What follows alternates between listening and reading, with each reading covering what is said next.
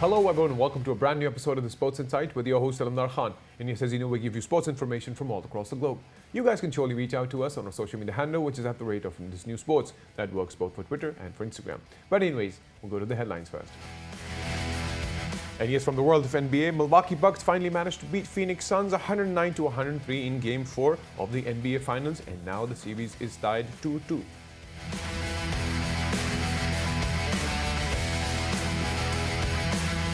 And yes, from the world of golf, we're talking about the British Open. Now the 149th Golf Championship returns after the COVID-19 situation, because of which the tournament did not happen in 2020.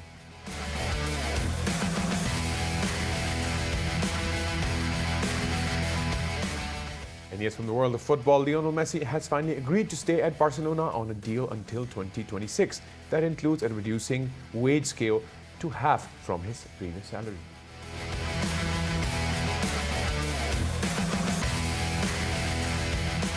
And yes, from the world of Olympics, we're talking about Tokyo 2020. British number 1, Dan Evans, pulls out of Tokyo Olympics Games after testing positive for COVID-19.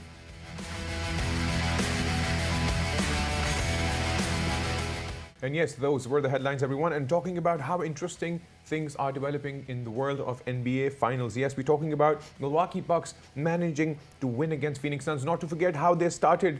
They lost 2 games initially, but for the past 2 games, I think they have made a major comeback. And we have Abbas Abid with us to discuss the in-depth analysis. Abbas, welcome to the show. Thank you. So Abbas, now we're seeing a trend of how amazing the game plan is, because initially the first 2 games that Milwaukee Bucks managed to lose, now they're making a comeback, and making a comeback in a way that if they become unstoppable, it's going to be super interesting. Not to forget that Phoenix Suns is one of the superstar power anyways. But how do you see this match and this comeback, and how much impact would it create in the next 2 games, or maybe 3? This is as what you want to see as a basketball fan. We have a series at our hand. A lot of people counted Milwaukee Bucks out of the series when they went down 2-0 or 0-2 against the Phoenix Suns. Right. But the series is on. Heading back to the Phoenix for Game 5, they're tied up 2-2. Right. And God, I believe the Phoenix Suns should be worried, and so they should be, the way Giannis Antetokounmpo and especially Chris Middleton has played in the last 2 games at the Bucks' home court. So Right. The series is wide open for anyone to take. Absolutely. And talking about Giannis, obviously, I remember his injury before when they managed to get to the finals. I still remember that. Pretty hurtful. But the point is, him making that comeback slowly and gradually for the Bucks is something that, I guess all the fans out there were waiting for. And not only that, obviously, in terms of Jrue Holiday and Chris Middleton, obviously, them playing their part in a very solid stance. But if we talk about Suns, obviously they have all the firepower, and a lot of people that I've spoken to in terms of the analogy of the entire thing, a lot of people thought that Bucks will not maybe make it further, and now things are changing for them. Oh yes, when we talk in the basketball circles around our peers, everyone was thinking Milwaukee Bucks was out, and everyone had little small bets and wagers in place against the Milwaukee Bucks. But someone who had faith in them, that was me, and I had faith in Giannis Antetokounmpo and the group all season long. They have been resilient, even though after the hyperextension of Giannis's knee, it seemed like they suffered, but Giannis came back strong. And this is what the finals are all about. You have to face adversity. You have to come out on top. You have to face your biggest fears and to take the enemy down. That's when it counts most. And Right. One thing was Chris Middleton and Jrue Holiday have been inconsistent at some times, Right. but in the finals, especially in the last 2 games, they're putting up big numbers. Jrue Holiday has been the primary defender for either guard, be it Chris Paul or Devin Booker, and Chris Middleton has just been putting up monstrous numbers. 40-point outing in Game 4. He is supporting Giannis just the way he should, and making sure, to wipe his name off any slate, people who are considering him as a choker or someone who does not show up.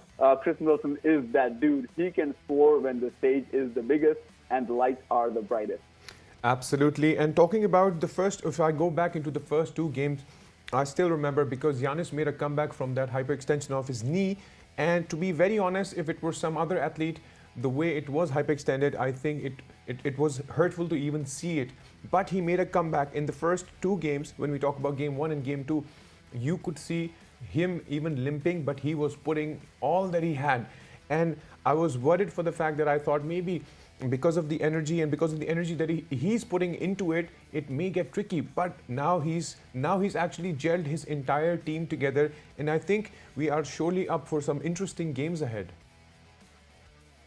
Oh yes, as we all know, the nickname that we have for Giannis, he is the Greek freak. And they call him a freak for a reason, because this dude is a freak of nature. With the hyperextended knee, he came out, he put up 41 and 42 points right out the gate in the NBA Finals. Right. Putting back-to-back 40 points in the NBA Finals puts him into some very, very elite company, the likes of LeBron James, or even the likes of something people have not seen before. But Giannis has been doing that all season long. And not only this season, he has been doing it in the past seasons. For the previous few years, Giannis has been criticized for not attacking the rim all the time. Right. But this time, Giannis just puts his head down and attacks. Giannis, when you have the ball in hand, it's the NBA Finals. I don't care if they put 3 people in front of you, or 4, or 5. No matter how big the ball is, you attack. You do not shoot the basketball over them. You do what you do best, and you attack the rim. He's not shy of shooting free throws. If he misses, it doesn't matter. He'll just keep going to the line and keep making his shots. Even his free throw percentage has been really, really good in the finals. And this has been the main factor that Phoenix Suns should be scared. Phoenix Suns should be very, very scared. Even though Chris Paul and the group, especially DeAndre Ayton and Devin Booker, have been playing the ball of their life. Right. But the series is now wide open, and the momentum has shifted in favor of the Milwaukee Bucks big time. I absolutely agree. Now I was looking at the stats to begin with. If we talk about the game one, Suns were 118 to 105, and Bucks lost that game in the game two. The Suns were 118, Bucks were 108, and literally when I saw the second game happen, it literally broke my heart. But then game three, Bucks 120, Suns 100. Now Bucks is 109 and Suns on 103. And the trajectory that I see right now is only the game three, which was major comeback for them, because having a lead of 20 points is surely a substantial thing, and it probably lifted their spirits up as a team, because I still see them. Both the teams are here for the first time in the finals, and I think everybody is going to fight for their life to make sure that they win the NBA Finals. Exactly. As you mentioned, both of the teams will fight for their life, and so they should. Chris Paul and DeAndre Ayton have been putting the Bucks into pick and roll so often, and they were so successful, over 90% conversion rate with the pick and roll between Chris Paul and DeAndre Ayton. But the Bucks have an answer to that. They have answered it, and they have defended it well in the last 2 games. And the best thing about the last 2 games, game 3 and game 4, was that Chris Middleton showed up big. In the last 3 minutes of Game 4, Chris Middleton scored more points than the entire Phoenix Suns. They were on that 18-4 run, wow. And Chris Middleton has had his own 18 points. If Giannis can get this kind of support from any of his teammates, it's over. It's over for Phoenix Suns. It's over for any other team that comes in. So now it's time for the Phoenix Suns to reiterate and revisit their team planning. And I know Monty Williams is a great coach. He will figure something out. So we will have an interesting Game 5 and also Game 6, and I'm rooting for a Game 7 ahead. And right. This will be a really, really fun series. I think if we talk about the Game 5, which is going to be on Sunday, we talk about that. That is going to be a game changer for either one of them, because ultimately it would bring the team to one of the teams to an elimination level, because then the Game 6 will be the game that may change. Anyone who loses that maybe they might not even go to Game 7 then. So I think winning Game 5 is surely one of the crucial things right now. And I think, like I said, and like we know how things are going, I don't know, I'm just following the trajectory for now. But I think if one team manages to win Game 5, I think they will surely have the edge. Yes. In the NBA circles, the stats says that when the series is tied 2 games apiece, the team that takes Game 5 wins the series 78% of the time. And that's a huge number. 78% of the time if you're winning Game 5. So Game 5 is by far the most important game. This is potentially the Game 7, the game that you have to win. Because either team which wins this game, it's really hard for the other team to come back by winning the next 2 games, one home and one away. Right. So Game 5 is all there is to it. Now, both teams will fight for it. Both teams have seen each other at their best and at their worst. They know their strengths and their weaknesses. They will work on it. They'll try to exploit every single weakness in their opponents, and both teams will come prepared. We know Giannis will come prepared along with Coach Bud, but we know Chris Paul and Devin Booker will also come prepared, with the brain that Monty Williams has and the feel for the game. His post-game speech for the Phoenix Suns after Game 4 was really, really emotional. He backed his guys up really good. Right. And, both teams are just playing great basketball. This is just great for the sport in general. Both teams are here for the first time. Whoever wins the championship, this will be their first. This will be a first finals MVP, and a major drought will end for either Phoenix or the Milwaukee fan base. Right. Well, Abbas, thank you so much for being a part of the show and discussing the in-depth analysis of the world of NBA. Always a pleasure. So that was the in-depth analysis of how things are developing in terms of the NBA Finals. Yes, the series is tied for Bucks and Suns for now. But anyways, we're looking forward for Game 5 to decide the fate changer, because as Abbas said, 78% of the poll states in the world of NBA that if you win the Game 5, there's a 78% chance that you will be winning the 6th game. But anyways, considering how things will be going further ahead for them, lock your dates to ensure that you see Suns versus Bucks on Sunday. Anyways, guys, we'll take a quick break. Once we're back from the break, there is more coming in from the world of sports. See you guys after the break.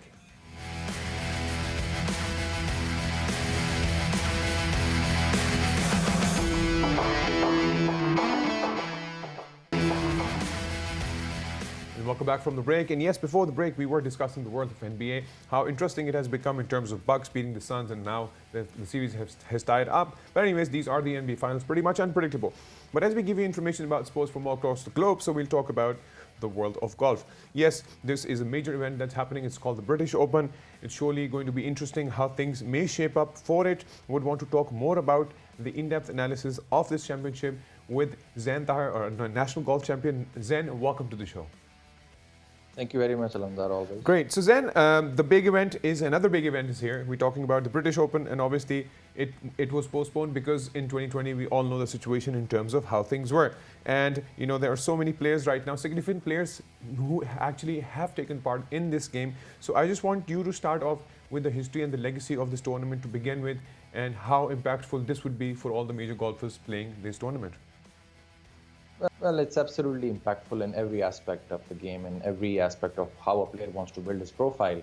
So we are down to the 4th major of the year, which is the Open Championship. And I must say that we have followed quite a dramatic way of how the majors tournament have ended up, with Matsuyama, the Japanese, winning the Augusta Masters for the first time and becoming a national hero, with the old veteran American Phil Mickelson golfer, who everybody was telling to start considering playing in the seniors tour. And he ended up winning a major, the 2nd major of the year, followed by John Rahm, who could not win the Memorial, but Karma had its plans and he ended up winning the US Open. So we are down to the 4th major, which is the Open Championship. It's also called the British Open. It's also called the home of golf, and its trophy is the famous claret jug that's given to every player. And it's something every player has a dream of winning, and every player looks forward to winning. And the Open Championship has a history of, it's one of the oldest tournaments. It's had a history of not related to just tournaments, but it's correlated with the history of the game, because the first Open Championship took place in 1860s in somewhere in Scotland. Right. And so it's one of the oldest tournaments. It's one of the biggest tournaments, $11 million purse, with $2 million going to the winner. And this year, $1.5 million has been added to the prize money because it could not happen last year because of COVID. Right. So quite interesting things, and it's happening at England, southeast England, in Royal St. George, which is one of the very difficult links courses on which this championship is being held. Right. And talking about how players from all across the globe are taking part, we talk about big names. If we look back into 2019, Shane Lowry managed to win the champ, and he's the defending champion. We talk about, if we look into Jordan Spieth's performance back in 2017, he was out there. We'd have still, the only major superhero who is missing is Dustin Johnson to begin with. So there are so many things that, all these golfers would have to do to climatize themselves in terms of performing, because this is a British Open in terms of the situation and the surroundings. So how do they actually train themselves on a different golf course, on a different place, in a different country? Because I think the climatization is one of the major key factors for golfers to access to. Absolutely, it's a very smart point to touch actually, because that's how the year folds up at the end of when the fourth major is coming along the year, because the limelight of the world of golf is definitely all the tours, the Asian and the European tour, but the limelight is definitely, and the pinnacle is definitely the PGA Tour. So what the players do is that after the US Open, they generally, once they know that the Open Championship is around the corner, the big names like John Rahm, Justin Thomas, Xander Schauffele, and Rory McIlroy, and a few other PGA Tour guys, they were seeing themselves leaving the PGA Tour match, and they appeared in the Aberdeen Scottish Open that happened last week in Scotland. So the whole purpose of doing that is that they wanna get over with the kind of golf going on in USA, and they wanna come here and get acclimatized with the links golf. That's why it's a different kind of golf. It happens on links courses, because the Open Championship and a lot of championships that happen in Europe, like the Aberdeen Scottish Open happened last week, and then the Irish Open happened the week before that. Right. They all happen on links courses. So links courses have a different theme, and players have to ensure that they come out of the modes of or the distance calculations or the wind conditions of USA or the PGA Tour, and they get acclimatized here. So that's how the players get acclimatized. And the Royal St. George's is one of the toughest links courses. Just to mention about the links is kind of courses which has whole course has a sandy base. It's a course that is not built. In fact, it relies on a natural terrain, and the conditions are generally very windy, and players have to tackle with altogether a different set of shot making techniques, which they don't do generally. Right. So yes, that's how the players get acquainted with what's going on in the Open Championship. Right. So in terms of learning, I think this is a major interesting part to know and understand, that for them to climatize and learn more about the surroundings, they have to maybe practice more, or maybe have a smaller tournament or take part in an invitation, so that they can actually be out there for the Open one. Okay, one more question that I want to add up. I want to talk about the COVID-19 situation, of course, because each player is spending, the week before this, they were all spending in a biosecure bubble. So how are things now developing in terms of the security, in terms of Corona? Because I think in terms of sports, slowly and gradually, we're hearing so many news again because of the Delta variant that's actually out. So what do you think in terms of their situation? Because if you look back into how John Rahm was actually, he got COVID positive, and like you said, the karma struck back and he managed to win, an Open. So how do you see the current situation of the golfers, that, are they secure enough? Is the situation, are there laws right now, or have they made sure that they've become more stricter now? Well, coming back to the topic of COVID, the Open Championships is one of the majors that got very badly affected in 2020, because the tournament did not happen at all in the first place. Right. And, Alamdar, COVID is something that, despite all the variants and everything, it's something that has been very unfair with every aspect of the world, whether it's traveling, it's sports, or whatever. Right. Yes, we have seen the Euro Cup being taken place, and the whole crowd was there. We did not see many masks and everything, and not much social distancing. So we are hoping for the best, that things are settling down with COVID. But yes, there are always bubbles when the European Tour events take place. And I have been lucky enough to host one of the tournaments in Saudi Arabia as a marshal. I know that, and the bubbles are very strict. There are certain bubbles. A bubble is basically a specified area for specified people. Right. So if there is a bubble for the players, nobody else can enter in that area. If there's a bubble for the organizers, nobody else can enter in that area. And then there is a bubble for spectators. So everybody is, made to live in an area separate from the other one. So we can only hope for the best. And yes, just the way it happened with John Rahm, if somebody gets positive, because I feel like there is an SOP going on that every player gets tested. So if somebody gets positive, unfortunately, he'll have to leave because of the unfair nature of this disease that's going on. And we can only wish the best to the organizers and the players and everybody else. Right. Let's hope for the best. I think we can generally just think and look into the recovery side of them, because I've been discussing lately in terms of the Olympics that's happening. There's so many cases at the spike right now, but obviously they want to do it. But if we talk about golf itself, it's not more of a contact sport in terms of, even after Euro 2020, there were a lot of cases. in the UK side and Scotland, people those who are traveling. So let's hope all goes well, because Sure. in this golf current tournament that we're talking about, the British Open, the fans on a day will be an approximate of 32,000 fans. So I'm just slightly Yeah. worried in terms of, I know they may not be able to interact with the golfers, but surely they will be able to interact with themselves. So that is probably one of the most tricky things in terms of golf and, in terms of sports, that how can they actually manage this? It is definitely a concern, Alamdar. But one thing good about golf is that it just like you mentioned, it's not a contact sport, and secondly, even the spectators of 32,000, which is a limited number right now for the tournament, but it's unlike the tennis arena or the arena of football where they all have to sit in a closed space. Right. This is a golf course, and they are all going to be distributed all over the 7,000 acres of land, and generally the chances of things getting worse in terms of COVID are less because of the nature of the game and the nature in which spectators roam around in this game. So we can only hope for the best as far as the disease is concerned. We surely can hope for the best, because apparently 17 players have actually withdrawn, and amongst those top 100 players, they were in the 100. So 17 players amongst the top 100 have actually not been taking part in this tournament. So it's very alarming to see how things are. But anyways, would want to talk about the previous winner to begin with, and how do you see who do you think will be finally making his mark? Maybe after a long time, will it be Dustin Johnson, Jon Rahm, or maybe we can see the same thing again and again, and the repetition. So I don't know who is actually going to be out there, or would Shane Lowry manage to defend his title? Well, let's see his luck. He's been lucky enough already, and he's been, like, I would say, good enough already 2 years back to win the Open Championship when it was held in his home in Ireland. Actually, Right. It's called the Portrush course, and that's in Ireland. And in Ireland, I saw the post-win celebrations of Shane Lowry, and it was like some national holiday going on, or some national day celebrations. That was so massive and so big, because the Europeans have loved golf since the beginning. They are considered as the originators and the makers of this game. And then Shane Lowry winning at home, it was quite big. But then we know the nature of the game, and as I always say, that you can't win on Thursday, but you can certainly lose it. So players have to stay in the game. And then the nature is also covering this part, that the number one guys, they win most of the times in the year, but they don't win every tournament, like in tennis, So let's hope Shane Lowry does well.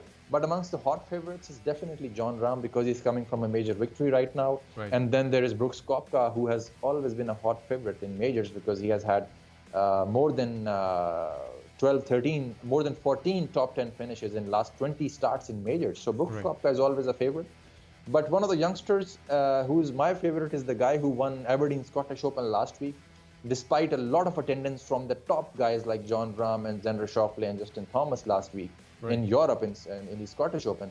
This new guy won. He's a 22-year-old guy, and I'm really hooting for him this week, and let's see how things turn up. The youngsters really need some maturity to perform consistently, and I saw Min Woo Lee performing very well. He was right up the leaderboard by morning.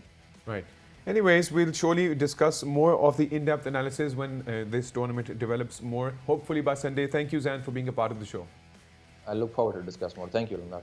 So that was Zahir, and obviously he gave us the in-depth analysis of the British Open. Yes, it's the fourth major event that's happening. So we're so looking forward for things developing here, because it is happening in the UK, and obviously the situation and the climatization is different for the golfers. But now they're eventually there, and they have the tee-off is done. So I think we'll slowly and gradually see how it develops. But anyways, that was from the world of golf. I'll quickly jump over to the world of football. Yes, talking about football, we're talking about Lionel Messi. Yes, he's agreed to stay at Barcelona on a deal until 2026.